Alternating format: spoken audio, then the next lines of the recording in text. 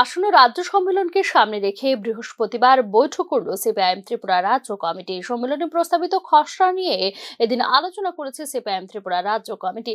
গত 3 বছরের রাজনৈতিক এবং সাংগঠনিক কার্যকলাপ নিয়ে বিস্তারিত আলোচনা করতেই দলের এই বৈঠক বলে জানিয়েছেন সিপিআইএম ত্রিপুরা রাজ্য সম্পাদক জিতেন্দ্র চৌধুরী।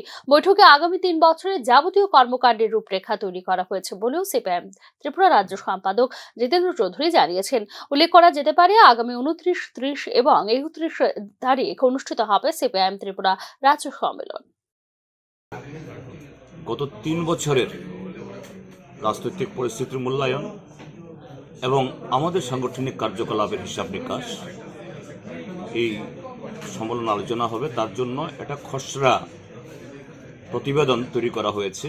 এই প্রতিবেদন আজকে রাজ্য কমিটি আলোচনার মধ্য দিয়ে ফাইনাল করার পর এটা 29 তারিখে রাজ্য সম্মেলন রাখা হবে।